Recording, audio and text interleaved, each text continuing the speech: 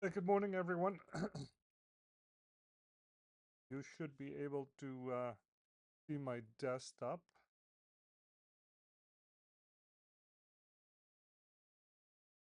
Well, I'll have a shorter session today because I need to get some coding done. But the first thing to get going,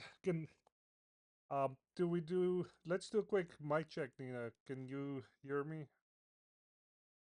Yes, I can. Oh, good. Ezra already did. Nicole, if you want to, feel free to open up your mic so we can do a mic check, but it's optional. Okay, so let's get going. So the first thing I want to point out is yesterday we talked about the upper band and how it indicates that we're moving too fast, we're overextended. In the afternoon, I used that to catch the short. I also posted this morning in the Discord. I clearly said that we're ready for a pullback because we're reaching that overextended level. You can see how yesterday when ES pushed into it, we immediately rejected. We spent all morning pushing into it. So that's something very important to learn is that when we push into these overextended levels, it we you could keep going, but it is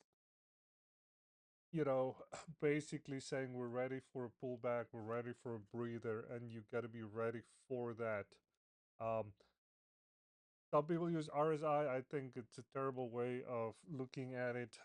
This is the technique that Mancini uses. It definitely works good, in my opinion. You can go back in time.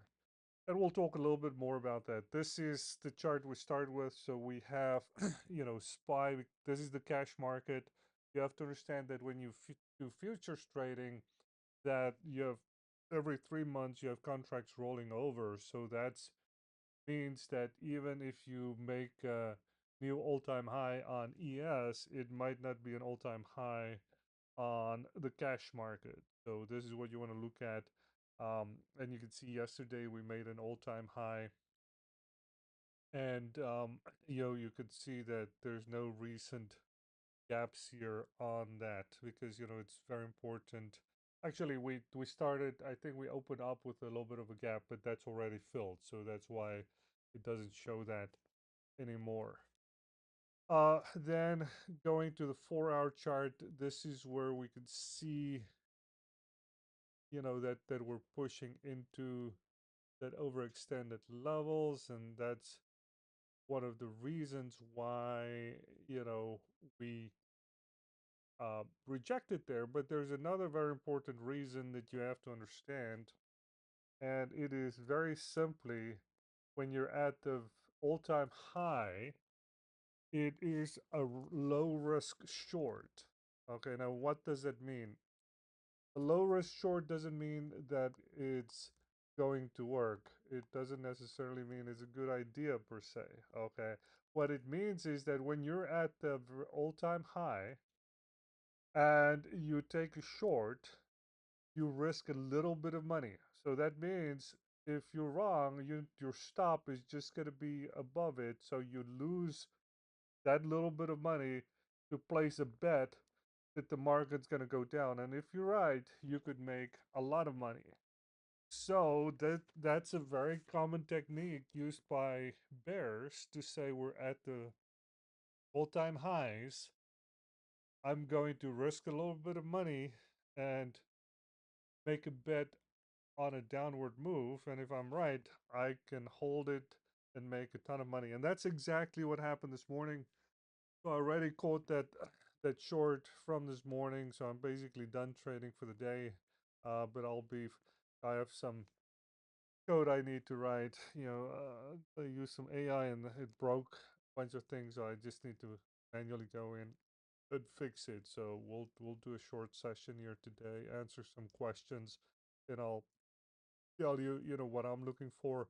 So going into the day, I already had, more of a bearish bias as you saw from my early posts on Discord as well. And at this point, um, we could definitely bounce. The market is very bullish, but I'm going to look for a little bit more confirmation for any kind of longs. Okay, and we'll talk about what that is. But let's just, before we get there, let's just look at the other charts. So we can see here the 15-minute chart. So you can see a lot of consolidation here, which is usually considered, price exceptions. So that's usually a good thing, and that gives us a little bit of a stronger shelf here to help with the upside. Um, so that this consolidation here is bullish for a bounce around the pre-market low. So you can see these blue lines, pre-market low, and then pre-market high. You can see this cloud, while we're above it, we're bullish, and usually we bounce off it. But today I'm going to be way more careful. Already I made good profits on the short because it's exactly what happened. But the bears have the advantage. So even though we're above this cloud, we're still below the VWAP. The VWAP is downsloping. So I'll be looking for shorts for most of the day as long as the indicators show that.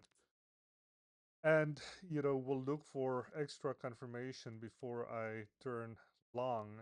Um, so you can see here, this is the 5-minute chart. ES watermark shows you 5-minute. So we came in here, we rejected because we were above that red line. And again, not a guarantee, but like we discussed, every day this week, that's the overextended level.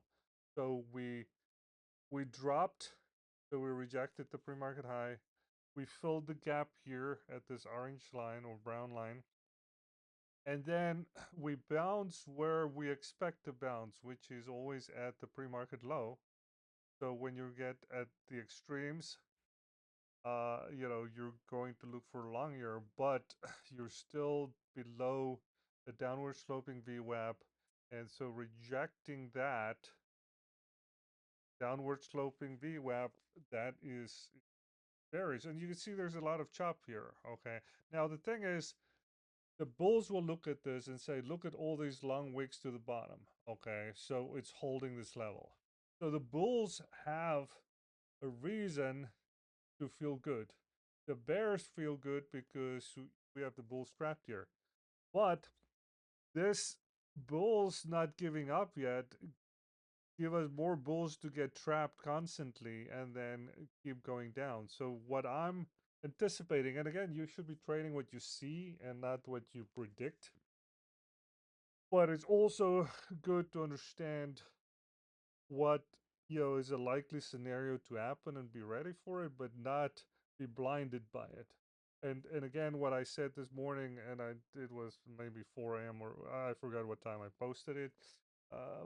But we were ready for a reject. So once I saw that happening, I was in the short, locked in profits here where we expected to bounce at the pre-market level. It bounced.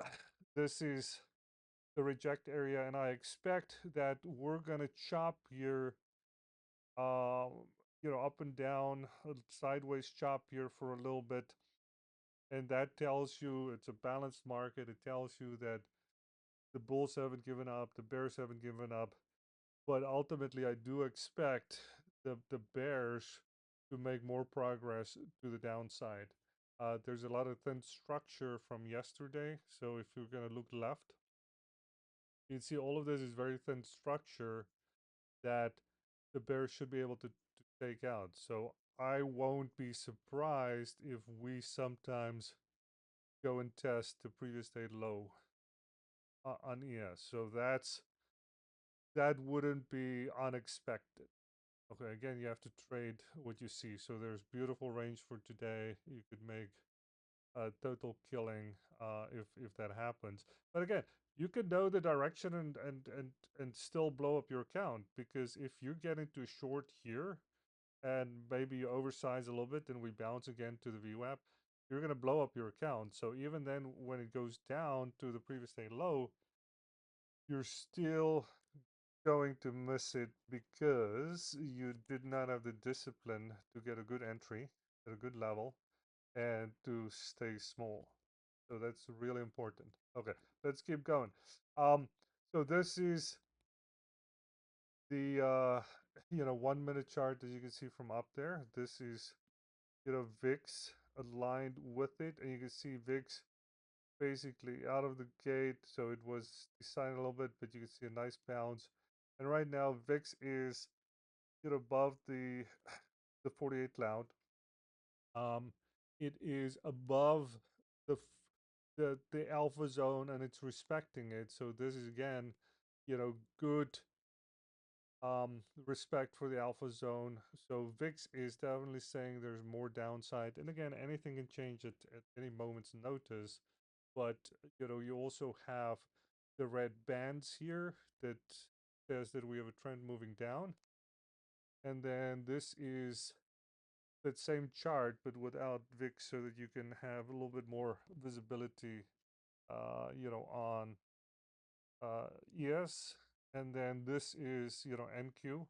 Now, obviously, the market does what she wants to. You could suddenly get a very hard bounce and then trap all of these bears and then totally get stopped out. So just because my bias is saying short means nothing. No one knows. And you have to know that. So you have to make sure that you don't lose big. Two ways to fail: lose often or lose big. Okay. So with the right tools, you shouldn't lose often. But losing big is when you hold on to losers for too long or add to losers. So don't do that. Stay in the game. Make sure that you are able to trade when the moves happen. You can see here on NQ, green dots. So that is obviously, bullish. We have some lights flickering. Blue is, sellers in control, buyers trying to make some effort. And you see some beautiful money flow here with these vertical bars, but that's gone now. So these guys, um, the buyers are giving it a valiant attempt. My expectation, again, you shouldn't be trading what you expect. You should trade what you see. You should react and not predict. But by what I anticipate, because it's a short at the all-time high, we were overextended. I do expect sideways chop, like I said. I do expect the bulls not to give up. I expect them to keep trying and having multiple rejects here below the VWAP, and then suddenly a big dump to the downside when the bulls give up. So that's what I anticipate. Again, trade what you see, but that's what I expect to see based on everything I'm reading. We had the short signal there at the open, so again, indicator nailing it. Again, looking at VIX by itself. Again, this is keep watching this today.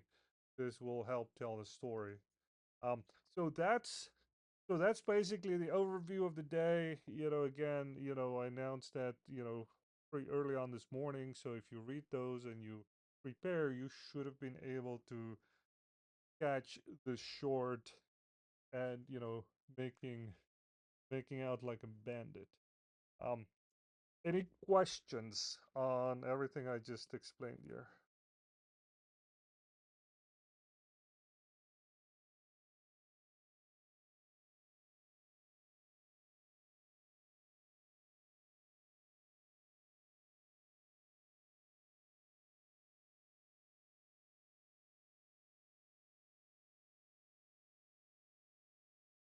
Okay, well, if there's no questions, I am going to drop off because I do have some work to get done.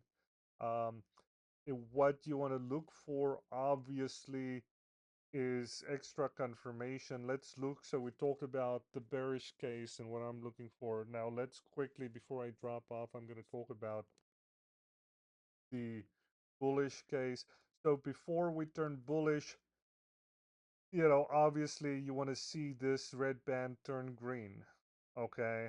You want to see buying pressure, this yellow line should be more persistent. You want to see money flow, yellow bars to the top. Um, Ideally, you want to be above the VWAP and the 48 cloud. Now, if you wait too long, then it becomes risky to take that trade. So so you also don't want to wait too long. But we're still below the pre-market low. So you definitely want to get above that. You can follow Mancini's advice. You definitely want to see VIX rejecting and getting below the 48 cloud. But for me, like I say, any kind of bounces, I'm going to short today. And you can see that here, bounce short, bounce short, bounce short, bounce short. Okay, so I'll be shorting every bounce today um, when I get a chance to trade, but I need to focus on coding. But at some point, that's going to stop working. You have to realize that when you short every bounce, it's gonna keep working, and then at some point, it's gonna stop working, and it might stop working on the first bounds as well. You got to understand that. But the generally, we're basically forming a downtrend. We're outside of this white line, the Bollinger Band. So it is what I consider, forming a downtrend. And in a downtrend, you expect every bounce to be sold until, it changes. And again, what you need for that is you need yellow buying pressure. You need VIX to confirm that. Um, and it looks like NQ is stronger. See here that NQ, the bounces are not sold as deep. So NQ, which represents the tech companies, might drag the rest of the market up. But then again, if ES is strong, it might actually start dragging, NQ down as well. So there's a little bit of disagreement between these two. And so if they could start agreeing with each other, whichever way it is, that should also give you more of a bias. Like if if NQ starts breaking above, VWAP and the 48, that might drag ES up. So you want to be more careful while they're not in agreement. I've made good profit here on the short. So for me, I can risk more just staying with my short thesis until it stops working. But if you don't have any profit, then you want to be more careful. Okay. So that's my analysis for this morning. We'll see at the end of the day how it did. Um, but one last opportunity for any questions or comments before I drop off. And I'm gonna post the recording here as well because I'm sure there's people that couldn't make it.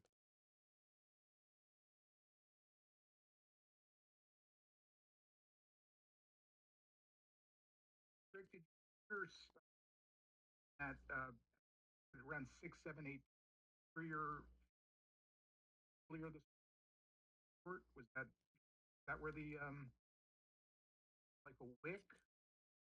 Exactly where to put it. Uh, Pretty much. uh, I mean, I usually do just a fixed number, dollar amount. I trade, ES, and then I put it. Depending on how good I feel about the trade, if it's just a general trade, I would do a $250 stop loss. Um, if I feel better about it, I would do 500. And I mean, sometimes when on the prop accounts that's just going through a test, I would just like, if it's 25K account, your stop loss on take profit, your max drawdown is 1500. So I would just put my stop loss on $1,500, which is what I did on the prop accounts that I traded this morning. On the funded accounts, I used $500 stop loss.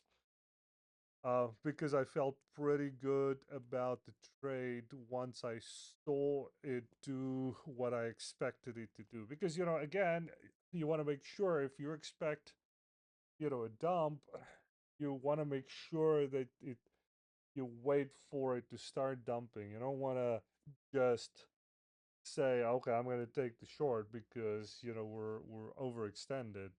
That's just a sure way to lose. So, but once I saw that it was starting to move the way I was anticipating, then I was able to get in. And the beautiful thing about prop accounts is that if you're wrong, you're just losing, the $80 or whatever you paid for that, you know, test account. Obviously, the funded accounts, that's more painful because that becomes more like real money, but still, it's still not real money. Did that answer your question? Definitely, yes. But I'm going to ask about, sort of answered the when and trailing, but just the answer depends on what prop, whether it's an eval. Um, but if it were your own account, funded account, if you were, I guess, if you were very confident, might not use a trailing stop. You might just stop where it was originally. I don't use trailing stops at all. I would, I have basically I would manually move the stops, and if on the runners I have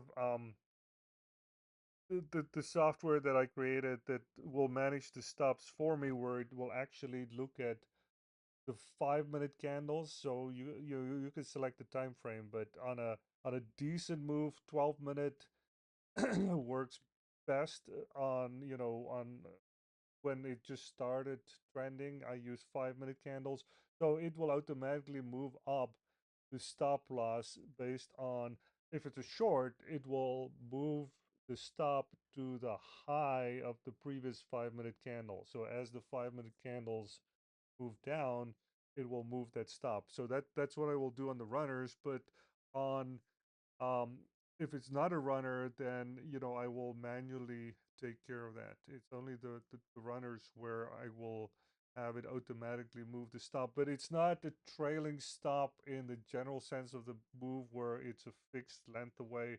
Those just don't work well for me when it comes down to the volatile markets. But if you take like, so this is the 5 minute chart, so you can see like if you're gonna have a runner, so if you're here, the stop's gonna be there, and then the stop there, then the stop's there, then the stop's there, and then on this bounce, obviously the runner would be, stopped out. But if you go to like a 12-minute chart, then you'll see, so the stop would be there, then there, then there, then there, then there. So you would still be, so your runner would still be in the trade if you use the 12-minute candles. Does that make sense?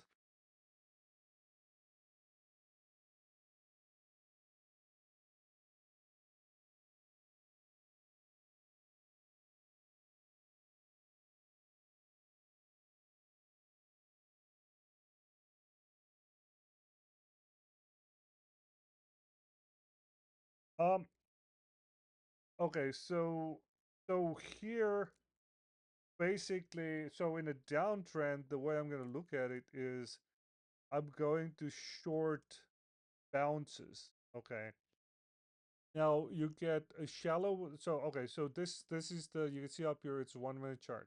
Okay, so when you look at this here, this is a shallow bounce when, and this is just my naming convention. Okay, but so when you have a bounce into the bottom of the alpha zone, that's a shallow bounce. So that's one place to take a short.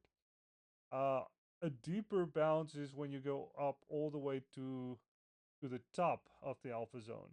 So that's another place to short. And again, it could just keep going up. But so the way the way I short bounces is by looking at, am I touching the bottom? So I might, get in here a short, or I might wait a little bit longer. Now, if it breaks above the alpha zone, then it becomes very dangerous because, it could keep going. Um, but like if I start seeing like yellow buying pressure here, it means that the bulls are making progress. So I'm going to be more careful when I see that, because they can keep going. Um, I'm going to watch the VIX. And on my iPad, so I have separate iPads for the VIX versus the ES versus the NQ, so that I just have a bigger view. But when I screen share, I like to put it on the same page so you can see how they work together. So I will be watching VIX very diligently, because if VIX suddenly pulls down, and again, you can have like one big candle down, but if it doesn't have multiple candles down, each one with a lower high and a lower low, then it might just be a fake out where it's just a bounce and then a reject. But VIX definitely helps with understanding whether you want to keep shorting the bounces or not. But so the way I look at it is, this looks to me like more of a trend move, because you're below the alpha zone. I mean, you're cutting into it, so it's not that strong of a trend move, because it's not staying below the alpha zone. But this is also because the bulls have not given up yet. Um, which means that if they're wrong, they're going to lose more. What makes me a little bit more careful about the shorts right now is that NQ is stronger. So I would be careful with shorts right now. So even though my bias is short and I'm gonna look to short every bounce, I cannot do that while NQ is this strong, okay? Because NQ, you see bounce short, bounce short, bounce, and then this bounce didn't get shorted. So you can see that. So that so so if you have a downtrend, there's something you expect to see, and that is you want to see every bounce getting sold. Okay, if you have an uptrend, you want to see every pullback getting bought. That's just the definition of trend moves. So when I look at ES, I could see that here bounce sold, bounce sold. So we're making new lows. Bounce kind of sold. Okay, so this could still be sold and do a down move. So ES is behaving more like a trend move. And when you have a trend move, you want to short every bounce until it stops working. But when I look at NQ, it doesn't behave like a trend move. And obviously it becomes more clear now, but we said it earlier when we looked at it. But you can see bounce sold, bounce not sold, because we didn't make a new low. Okay, so right here the trend move is in jeopardy because we're not making a new low. Okay, so so even while this was still red, this is like we're not making new lows. So is this going to be a trend move? So this makes it more risky, but I'm still not going to do any kind of longs because, I do not trust this up move. And again, I could be wrong. It could totally move up. You can see it's much stronger on NQ with the green dots and a little bit more of the, buying pressure. But we're testing the VWAP, we're testing this, and it could reject there. Um, and you can see VIX pulling back, but this could just be a trap before it goes higher. Um, so you can see we talked about the shallow bounce to the alpha zone, the bottom, and then the deeper bounce to the other side of the alpha zone. So if you wanted to short the bounce, like that would be, place short when you get in that general area. Now, again, like I said, I'll be a little bit careful here until I get a little bit more confirmation from NQ, but I'm still leaning short, even though we have buying pressure here. We have a green triangle, and these things are pretty good. So you can see we had a red triangle there. We had a short signal there. And this is now the first time that we get a green triangle here. So I don't have to be first with the short if I'm going to take a short. I could wait for um, a blue triangle here because, again, we talked about the re-entry triangles. So we have the 2 minute and 1 minute blue triangles. Now we get a yellow triangle on the 1 minute chart. So if I get a blue triangle, small one on the 1 minute chart, that's generally a good re-entry signal for me to go short. Okay, so that's probably what I'll wait for. The other way you could look at it is to use the levels. So if you get to the pre-market low level, the VWAP, previous day high, these are all levels where you can consider shorting. But I mean, you have to know that any kind of trade you're going to take, you're going to risk money. So if you're going to do a short, you got to know that it might not work out. So the better price you get on it, if you wait for a deeper pullback and you short at the top of the at the alpha zone, then it means that if you're wrong, you're going to lose less. Number one. Number two, it means that you can hold longer through the bounces to see if it works. Does that make sense? Absolutely. Very clear. Thank you. Okay, good. Any other questions before I drop off? I see we have a much longer list of participants now. I did record this, so I'll be uploading it and posting it for people that missed it. But if you should really try and make 10 a.m. sharp, because I always like to be very timely, and so there's going to be a lot of dense information getting packed in at 10 a.m. Some days I'll start sooner and we'll keep the information light and then repeat it at 10 a.m. For people that only shows up that time. But if you show up later, you're definitely going to feel a little bit lost, because we already would have discussed the bulk of the information, but then you can just listen to the recording. So that's not a problem either. Any questions? Like I said, I have some development I need to get done because, Claude AI broke all of my Auto Trader stuff.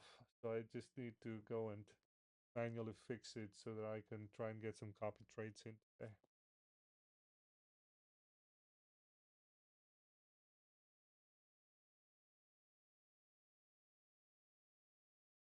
Okay, great. I appreciate everyone. I'm going to stop my screen share, so hopefully you have your own setup just so that I can focus on the coding. But again, my bias, I made very clear 4 a.m. and still what it is.